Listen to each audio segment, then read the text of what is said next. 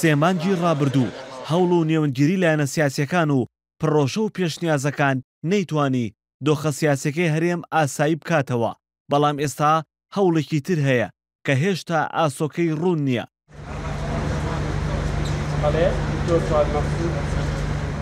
فواد مەعسووم سەرۆکۆماری عێراق و سەلاحەدین بەهادین ئامینداری پێشووی یەکگرتووی ئیسلامی کوردستان دوو کەسایەتین کەمتر چوونەتە بەرەی دژایەتی و ململانەی ناوخۆی حیزبەکانەوە و بە دوو کەسی سیاسی نەرم و لەسەرخۆ ناسراون. ئەم دوو کەسایەتیە دایانەوێت کێشەی گەڕانەوەی وەزیرەکانی گۆڕان بۆ حکوومەت و سەرۆکی پەرلەمانی کوردستان و پرسی سەرۆکایەتی هەرێم پێکەوە چارەسەر بکەن. بە پێی زانیاریەکانی NRT فواد مەعسووم و سەلاحەدین بەهادین چەند ڕۆژێکی تر پێکەوە سەردانی لایەنە سیاسیەکان دەکەن. هەر هەوڵێک لە هەرجێک ئێوە بۆ ئەوەی ئێمە پەرلەمان ئەو پێگەی خۆی پێگەی دەستوری و تەشریعی خۆی لە دەست نەدات و هەیمەنەی حیزب و هەیمەنەی تری بەسەرەوە نەبێ بە جددیە زانین و هەوڵیشی بۆ دەین و پشتیوانیشی لێکن.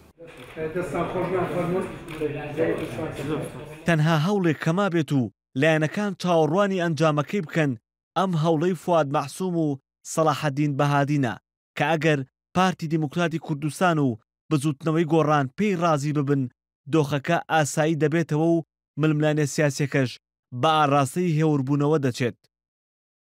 پارتی دیموکراتی کوردستان هیچ نێوەنگیریە بۆ دیالۆگ ڕەت ناکاتەوە، چونکە لە کۆتاییدا هەر گرفتەک هەبی لە کوردستان بێ بە دیالۆگ چارەسەر ببیتن، بەڵام بە بۆچوونی ئێمە پێویستە زەمینە ساز بکرێتن بۆ ئەوەی متمانە دروست بکرێتەوە، متمانە لە نێوان لایەنە سیاسیەکانەوە بە تایبەتی لە نێوان پارتی دیموکراتی کوردستان و بزوتنەوەی گۆڕان. بۆیە پێویستە گفتوگۆ و یان دانیشتنی دووقۆڵی لە نێوان لایەنەکان و بە تایبەتی لە نێوان پارتی و بزوتنەوەی گۆڕان. سەلاحەدین بەهادین دوو جار لەگەڵ بزوتنەوەی گۆڕان کۆبووتەوە و باسی هەوڵەکانی خۆی بۆ کردوون، هەروەها جارێکیش لەگەڵ بارزانی کۆبووتەوە، بەجیاش لەگەڵ مەکتەبی سیاسی یەکگرتوو کۆمەڵ کۆبوونەوەی تری کردووە و زۆربەی جاریش لەگەڵ یەکێتی لە پەیوەندیدا بووە و لەسەر جەم کۆبوونەوە و دیدارەکاندا باسی دۆخەکە و ڕێگەچاری سیاسیان کردووە و ڕاوبۆچوونی لایەنەکانی وەرگرتووە. ئەو هەوڵانە ئەبێ سەرەتا لە هەندێک ئیش کە خراپ کراوە لە کوردستانە چاکرێتەوە، هەندێک وەکوڵی ئامادەسازی و تەمهیداتی ئەوێ ئەبێ ئەو شتانە بکرێ، مەسا پەرلەمانە پەکی خراوە چاکرێتەوە، حکوومەتە هەندێک وەزیر مۆڵەت دراون بگەڕێنەوە شوێنی خۆیان، ئەنجا قسە لە بابەتەکانی کەش بکرێ.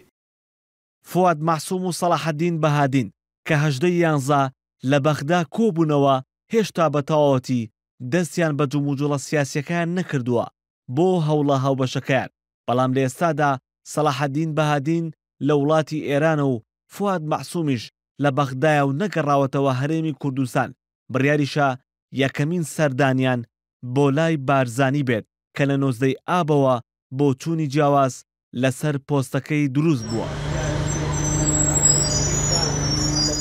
هەوڵەکانی ڕابردوو نەیتوانی بارودۆخە سیاسیەکەی هەرێمی کوردستان ئاسایی بکاتەوە، بەڵام ئێستا دوو کەسایەتی سیاسی دایانەوێت ڕۆڵیان هەبێت لە ئاساییکردنی دۆخەکەی هەرێم کە لە دەرەوەی ناوەندی بڕیاری سیاسی هەرێمی کوردستاندان.